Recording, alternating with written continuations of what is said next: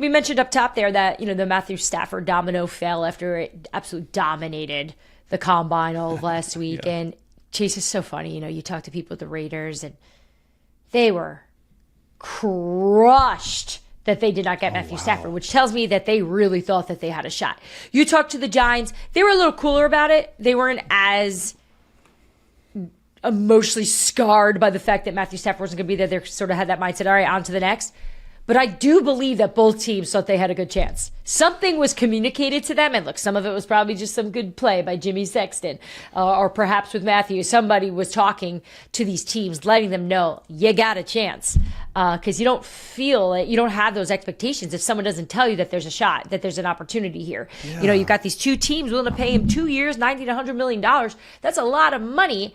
And on the multiple years, they were giving him 2 years and he still walked. Can I ask you a question? Where do you think in the whole situation? Because look, I was part of the media problem. I call it a media problem because I was freaking out, and it's probably it wasn't that big a deal. We probably knew Stafford was probably going to end up in LA, but according to you and according to other people that I've talked to, I feel where did that change? Because there was a real possibility, as you reported, that he was going to maybe go somewhere else, and it was talked about for 2 straight weeks. Where did it turn, and where did Sean McVay finally be you know what? All right, let's get him back?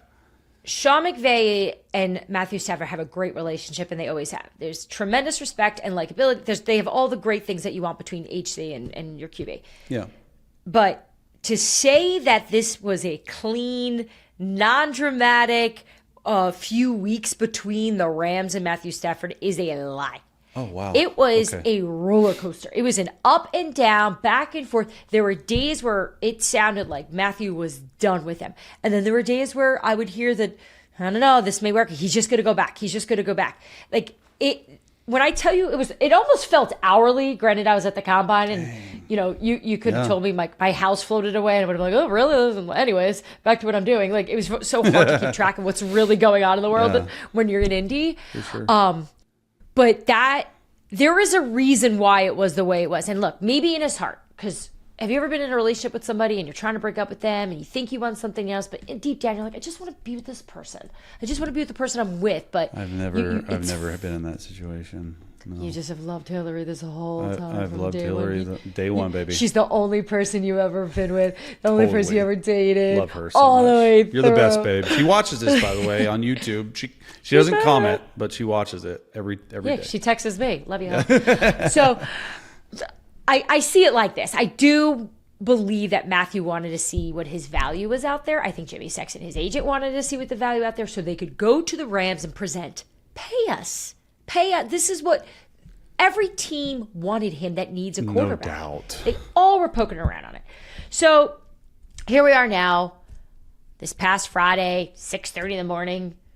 Matthew Stafford drives into the facility to meet with Sean McVay face-to-face, and they work this thing out. And now he's a Ram, and he's still on year-to-year deals. That's what's crazy. You're glossing over that. The money, first of all, the money hasn't come out yet, right? So I'm imagining it's not what you had reported in the $90 to $100 million range. But I don't know. It's an interesting situation to me because I feel like he's worth way more than probably what they are. Why do they have an issue committing more than 1 year? Because I believe Stafford, just on film and on tape, if he stays healthy, he can play 3 more good years. So I had somebody that was poking around on this from I'm interested in Matthew Stafford space, that they feel like the Rams know something that we don't know. And I feel like teams feel that way. Oh. Right? Because to the point you just made, why are you not giving him 2 years? What is it? It has to be an injury thing. He's always sort of been hurt, though, right? He is always. He's like walking hurt. But who cares? He plays through it.